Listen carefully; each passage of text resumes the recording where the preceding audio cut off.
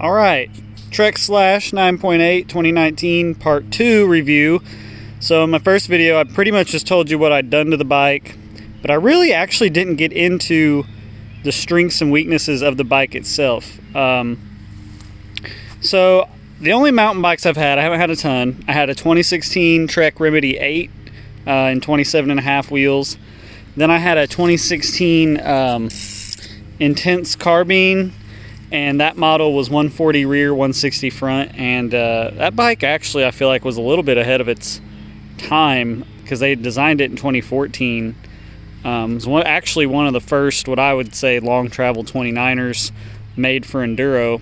That was a pretty fun bike as well.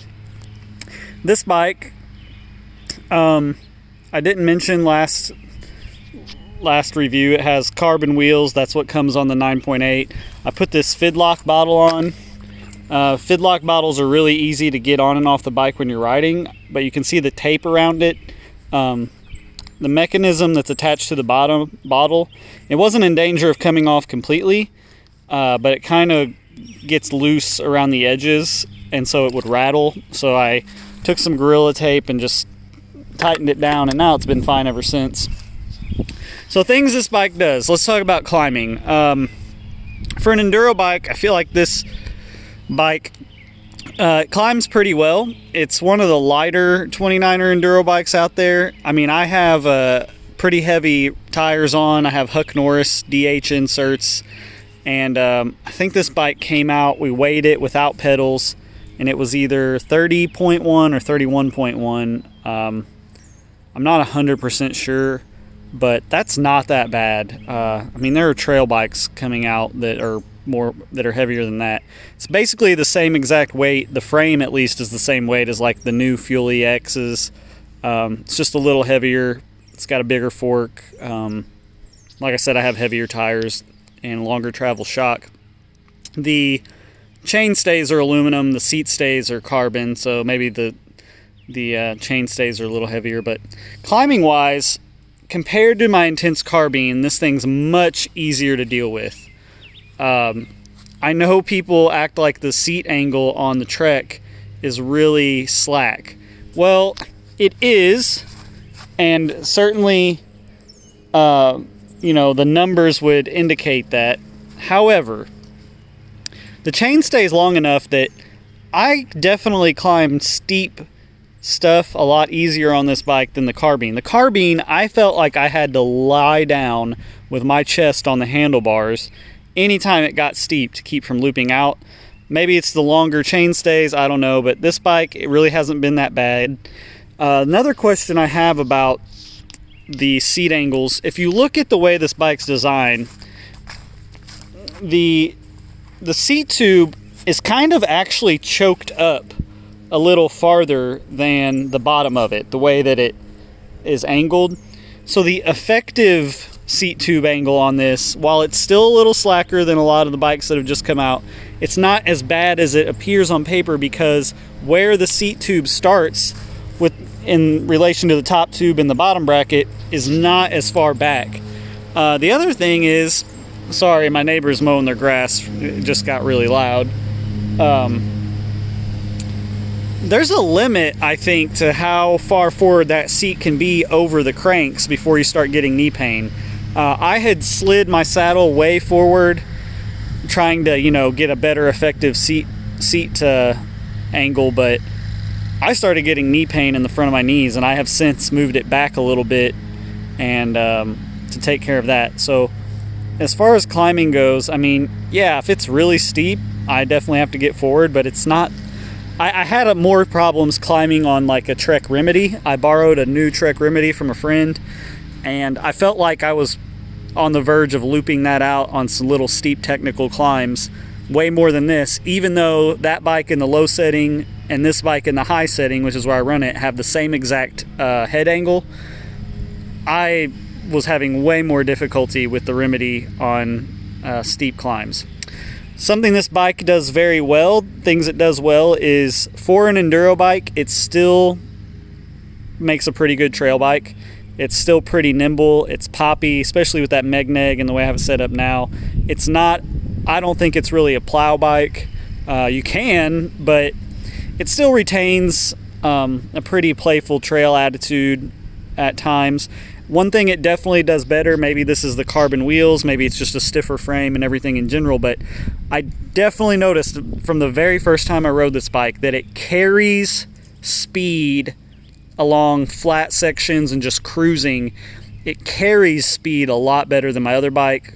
That could be the wheels, I'm not 100% sure, but a friend of mine that I ride with, we were riding at St. Joe Park where he had ridden together a lot, and he said, and I could feel it, like he would be on a Santa Cruz Tallboy, an older one that's a lot more of a cross-country bike, and I used to have a hard time keeping up with him. Got on this bike, and other than straight up a hill, I was pulling him everywhere. I could just roll so much faster, and I don't think that was just the tires. Another thing this bike does really well is jumping, and what it does well with jumping is when I come off lips on this bike, I feel like I really don't have to pay attention to my position. On my old bike, I had to really work the lip and be very conscious of how I was working the lip, and to make sure I didn't get thrown over the handlebars. I was nervous a lot of the time because there was just something about the geometry that it kind of made you want to go over the bars on really steep jumps, so it would make me nervous a lot. This bike seems like no matter what I do, I never get bucked forward. Flies straight and true, nice and level.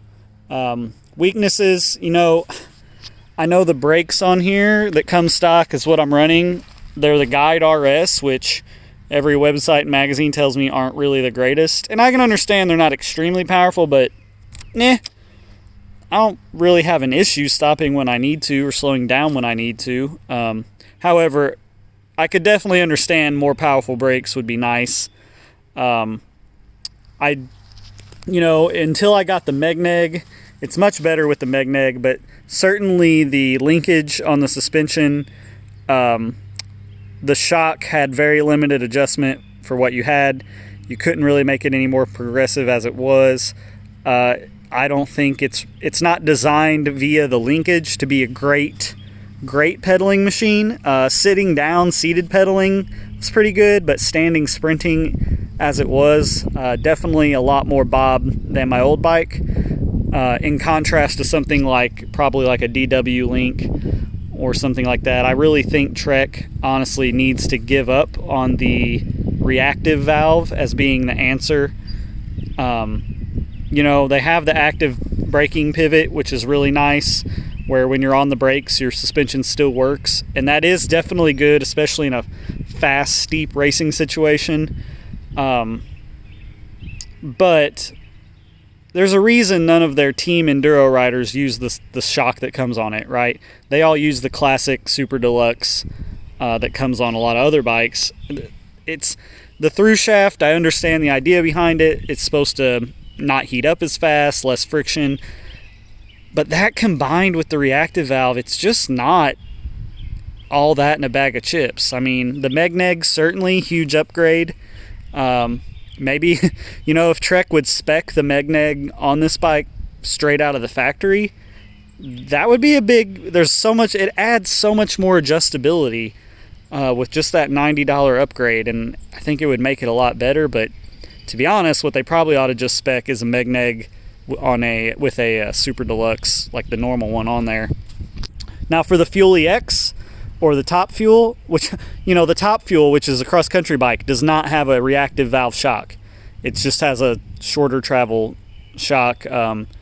Maybe this reactive valve will be good on the Fuel EX and the Remedy, which are a little less enduro race oriented and more trail oriented, so it would make sense. But on an enduro bike, I just don't think it makes that much sense. Even though I have to say I have it working pretty well now. What else? Let me think. I think that cornering's great on this. Position's nice and centered. The offset on the fork is not super short, which is kind of the trend now. But those short offsets really only work if the frame is designed for that as well. I mean, you can see the way the straight the straight shot tube is right up under here. You couldn't have a short offset. That's why you've got the knock block, which I just want to say, I see on Pink Bike all the time how terrible the knock block is by a bunch of people who don't actually ride Trek bikes.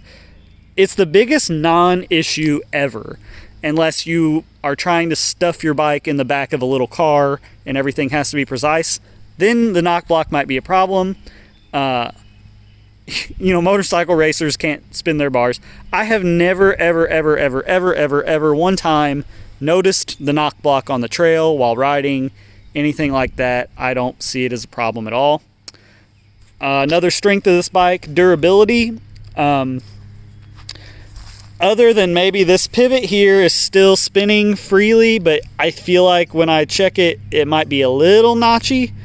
But the rest of these are all smooth as could be. However, I had a shop just do a test, just go through my bike to check it out. All these pivots are still smooth. I've ridden this bike in the mud and rain so much. I've probably ridden more wet days on the trails than dry by far since I've had this bike out at like Berryman. They did have issue getting this bolt out because for some reason mountain bikers don't believe in grease, and it was pretty dry from the factory, and they actually ended up breaking that bolt trying to get it out to check it because I had a squeak down there. Got one, replaced it, they greased it up. It's been smooth ever since, no problems. So I would say actually the durability of the pivots is very good, rain or shine, because it has been in a lot of rain and a lot of mud, and I haven't had anything seize up or problems with that. All right, well, that's part 2. Not the most exciting, I know, but at least the camera now is in a 16:9 ratio, so maybe this will look a little better on your computer screen. That is the Trek Slash.